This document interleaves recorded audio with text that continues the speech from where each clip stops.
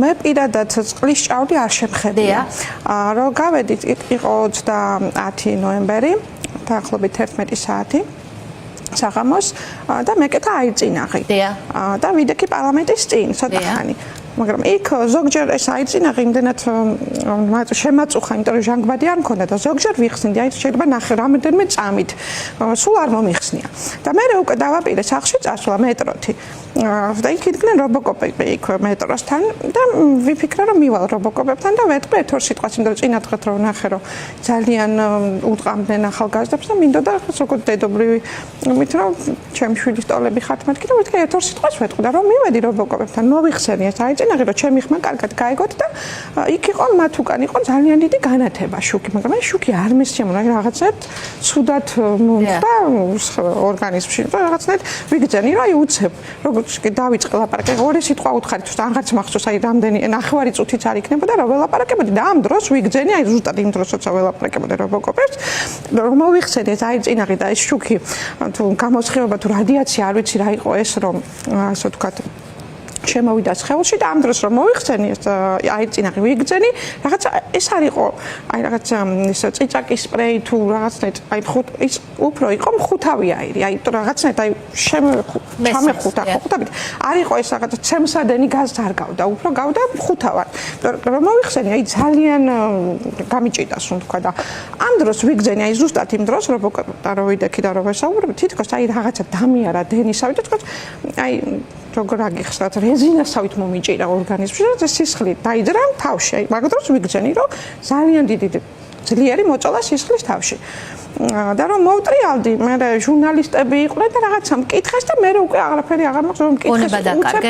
თლად ბოლომდე არ დამეკარგე, მაგრამ ძალიან დიდი ტკივილი იყო თავის და მე ვერც ფეხზე ვეღარ ვიდექი, სასტრაფო მოვიდა, სასტრაფომ რაღაც გამიკეთა წამლები, წიულ გამაყუჩებლები და მითხა რომ არაფერიო არ არის სერიოზულია და თუ გინდა წადიო და წამოვედი სახლში და ამ დროს ხო ჩაიქცა სისხლი თავში და ამ დროს ამ გზაში რომ გადავადგილდებოდი ერთი ნახევარი საათი ხო ვიყავი ტაქსში იქაც მე ვიარე და უფრო ჩაიქცა თავში სისხლი და რომ მივედი სახლში უკვე ხელფეხს ვერ გძნობდი, ვერ ვლაპარაკობდი, ვერ მეტყოლებდი და ბავშვები მე ხელახლა დაურეკე სასწრაფოს და მე უკვე გადამიყვანეს ინგოროყოს კლინიკაში და ესე იგი ერეკლე ექვთიმიშვილმა ჩამიტარა ოპერაცია, რომელიც ფაქტიურად ძალიან ცოტა მცირე შანსი იყო ჩემი გადარჩენის და სასწაული მოხდა რომ ღმერთს მადლობა, უფალს მადლობა და ასევე ჩემ ქირურგს, რომელმაც ფაქტობრივად მეორე სიცოცხლე მაჩუქა.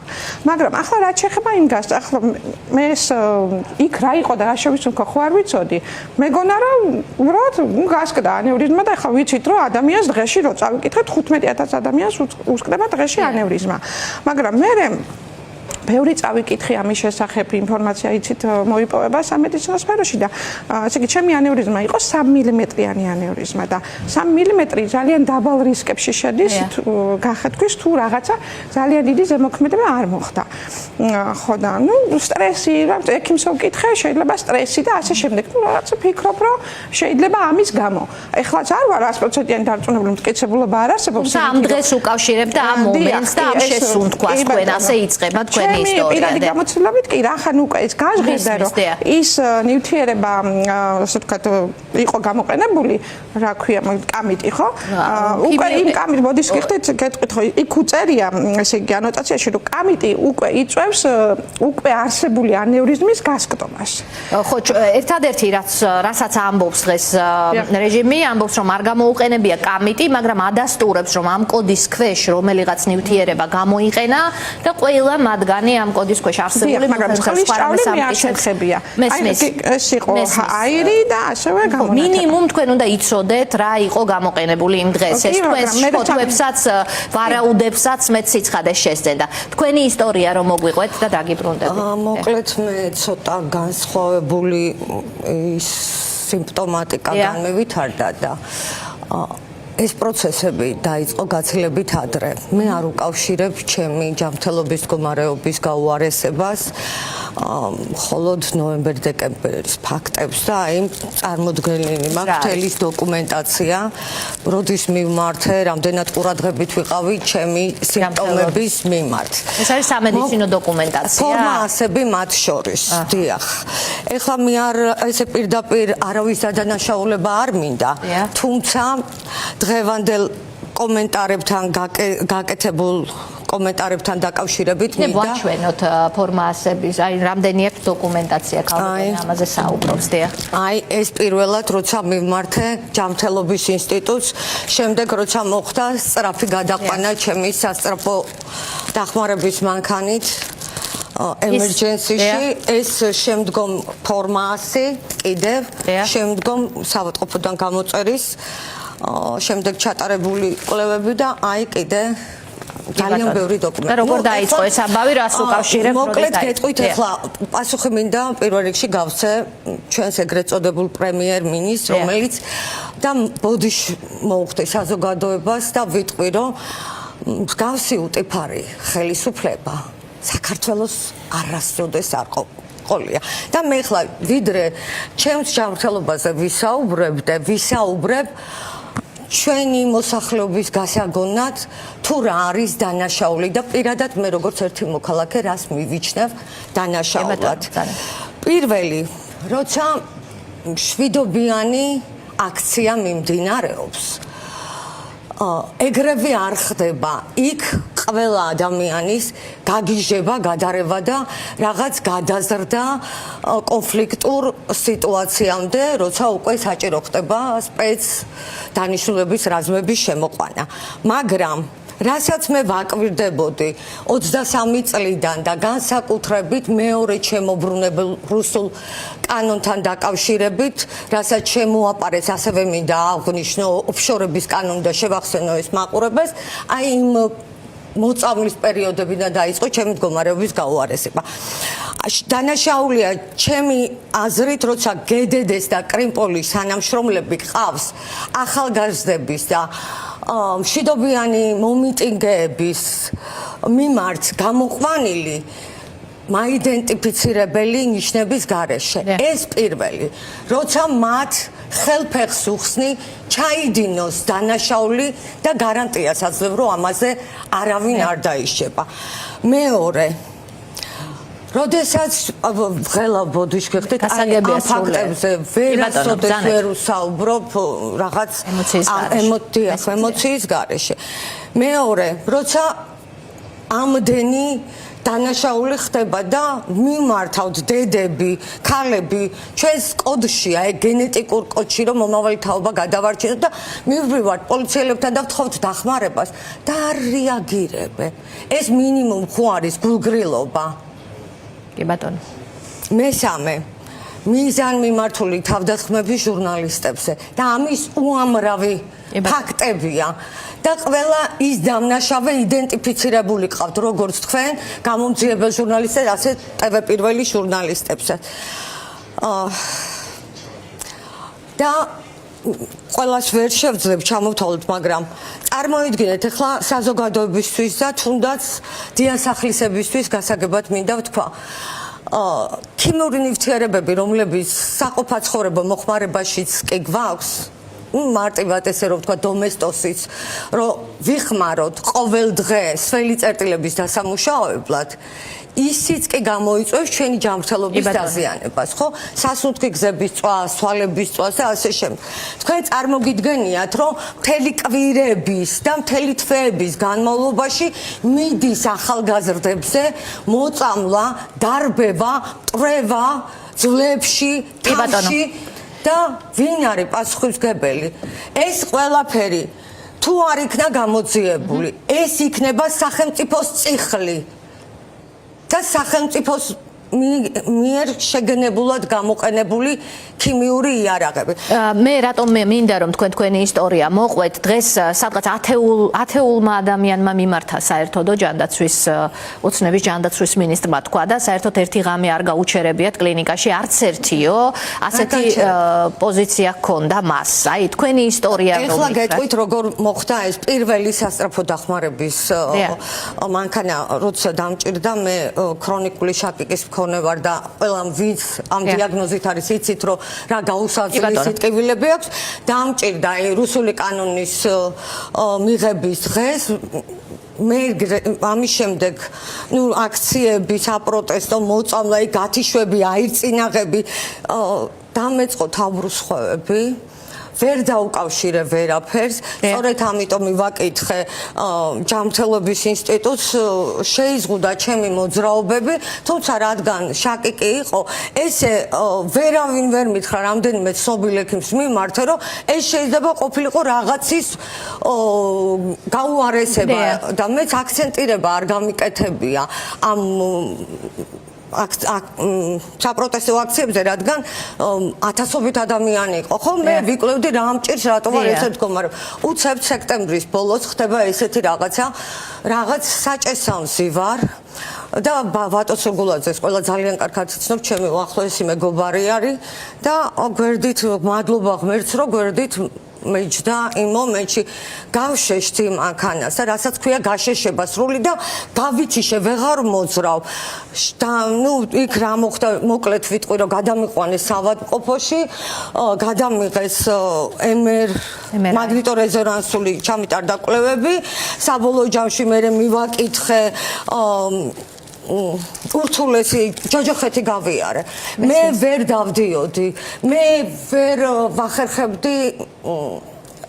სამყაროსთან ურთიერთობას ვიყავი აბსოლუტურად პარალიზებული გარკვეული პერიოდის განმავლობაში მიჭირდა ყველაფრის შესრულება საკუთარი თავის მიხედვა ჩაცმა იწყებოდა შეუპოვარი ღებინებები ვიცლებოდი სითხისგან და დამიდგინდა საბოლოო ჯამში რომ დავკარგე მარჯვენა მხარეს სრულად წყალმანკი განვითარდა და ვესტიბულარული აპარატი გაიგლიჯა სრული სიკვდილე განვითარდა მარჯვენა მხარეს და რა თქმა უნდა ეს ლოკოკინა და ლაბირინთები წონასწორობასაც და ჩვენ სამყაროსთან კავშირს შეგვეხმარება და საერთოდ ვეღარ შემეძლო ასე უცაბედად ეს რამ გამოიწვიაო ექიმებმა რა გითხრეს შეიძლება ვერაფერს ვერ მეუბნებოდნენ რა ტოქსინი უნდა დაგროვებულიყო ორგანიზმში რომ ჩვენ ყველას აგვაქვს ხო ეს ხა ექიმები უკეთ თქვენ პირდაპირ უკავშირებთ აქციაზე თქვენს ყოფნას მე სულ მქონდა ეჭვი იმიტომ რომ სტრესი მათ შორის გამუდმების სტრესი, გამუდმებით მოწამვლა, გამუდმებით უბედურება და ჯოჯოხეთი, რასაც გადიოდნენ ჩვენი შვილები და რა ეგონათ, ჩვენ დავტოვებდით მათ. გამორიცხული ამბავია ეს. ბოლომდე როგორც ვართ, ასე ვართ თუ შეგვიძლია, რაც შეგვეძლება, ბოლომდე ვიბრძოლებთ ამ ბავშვების და ახალგაზრდების მომავლისთვის და ჩვენი ქვეყნის გადარჩენისთვის. დაგიბრუნდებით, თქვენი ისტორია რომ მოგვიყვეთ, თქვენ რა სიმპტომები ქონდათ, როდიდან რას უკავშირებთ, მიმართეთ თუ არა ექიმს? კი ბატონო, მოგესალმებით პირველ რიგში, მივესალმები მაყურებლებს, მადლობა მოწვევისთვის. ჩემი სიმპტომები იყო მხედველობის ფაქტიურად დაკარგვა, იმიტომ რომ ვეღარ ხედავდი ვერაფერს, მქონდა აბსოლუტურად ბლარი თვალში, მიჭირდა ფოკუსირება. მივმართე ექიმს, ავერსის კლინიკას, ზუსტად 1 წლის წინ, 5 დეკემბერს მაქვს მიმართული. ეს ურდღეში გაუარესება, ეს მნიშვნელოვანია. ანუ იმიტომ რომ ისედაც მაქვს მე თვალის პრობლემა, მაქვს მშრალი თვალი და ვიყენებ ხელოვნურ ცრემლს და დამიდგინდა ორივე თვალის შიდა და გარე აპკისანთება. ბადურა იყო მთლიანად ლორწოვანაში გახვეული, მქონდა გარსის ანთება, მქონდა გაუსაძლისი ტკივილი, ანუ ქაჩვარო აი თვალებზე შიგნიდან რაცა გეკაჩება და მხედველობა გამიუარესდა -1-ით. ეს მოხდა ორ დღეში.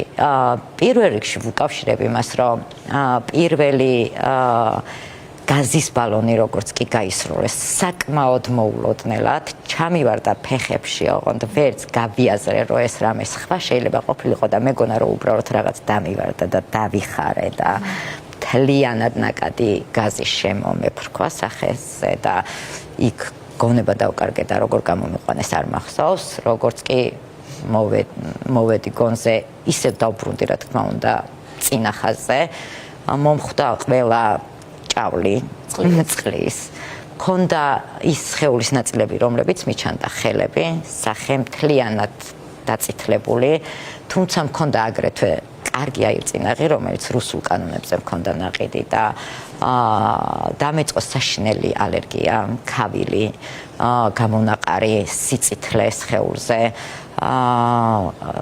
სულის შეხუთვა, ხველება, გაუსაძლისი ხველა, მეღვიძებოდა ღამე და ახველებდა გაუჩერებლად. არა მხოლოდ მე, როდესაც აქციების დარბევის შემდეგ სახლში მივდიოდი, ჩემთან ერთად მოდიოდნენ რამოდენიმე ჩემი მეგობარი, რომელიც ჩემს სახლში ვათევდით ღამეს. ის ტანსაცმელი, რომელსაც რა თქმა უნდა ვიხდიდით, ვრეცხავდით, დედა მყავს სახლში, რომელსაც ისეთი ალერგია აქვს, რომ დღემდე ეტყობა სხეულზე ეს დაყრილი საშინლად რეცხავდა ჩვენ დასაცმელს, მანქანაში ფეხსაცმელს გვიწმინდავდა და ასე შემდეგ და იდგა სახლში საშინელი სუნი, იმიტომ რომ 5-6 კაცის ტანსაცმელი ეწყო იმ ჭავლში მოხვედრილი, გაზის კვამში მოხვედრილი და ასე შემდეგ.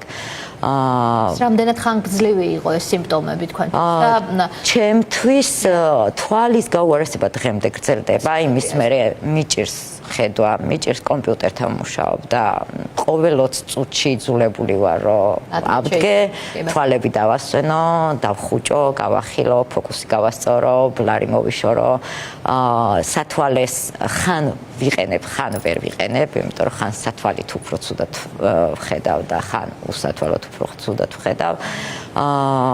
სხვა სიმპტომები, რაც დამრჩა ალერგია არის, როდესაც უცებ მეწყება ქავილი და სილურჯეები მეტყობა, ისე მეფხანება. თუ გაცებული ვარ აი ეხლაც, ანუ ერთი თვია მახველებს, ერთი თვია მაქვს აქედან ისეთი ხველა, რომ ვერ მოვიშორე. არ მქონდა, ანუ საკმაოდ ჯამრთელი ვარ ამას აქში. გრიპისაც რაც კი არ გამიკეთებია და მაქსიმუმ წელიწადში ერთხელ გავციებულიყავი. მაქვს ძალიან დაბალი იმუნიტეტი, იმიტომ რომ ძალიან ხშირად ვცივდები, ვერ ვიშორებ თვეები ხველას, ვერც ზაფხულში, ვერც ზამთარში, მაქვს ალერგია, მაქვს თმისცვენა საშინელი და მერყვა, ემალი და ასე შემდეგ. თუმცა თვალები და მხედველობა არის ის, რაც ძალიან უკავშირებდით ამას მაშინ? კი, უკავშირებდი, იმიტომ რომ გამორიცხულია ესეთი ტკივილი და ესეთი წვა, როდესაც დიდი ხანია თვალის პრობლემა მაქვს, ასტიგმატიზმი მაქვს, მინუსი მაქვს, სულ დავდივარ ექიმთან, სულ ვაქცევ ყურადღებას და მსგავსი არასოდეს არაფერი არ მქონია, არასდროს გარდა აქციებზე მოხვედრილ კვამლის.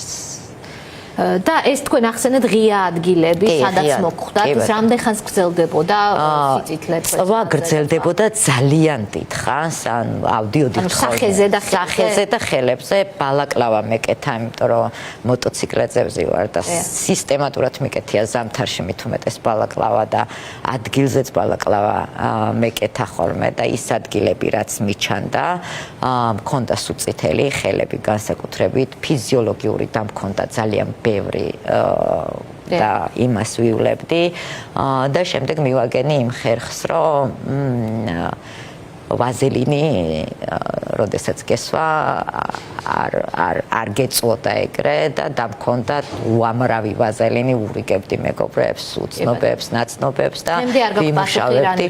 დღემდე არ მაქვს პასუხი რა ნივთიერება. თქვენი ისტორიაც მინდა მოვისმინო. ყველაზე ახალგაზრდასი ჩვენ მაგიდასთან.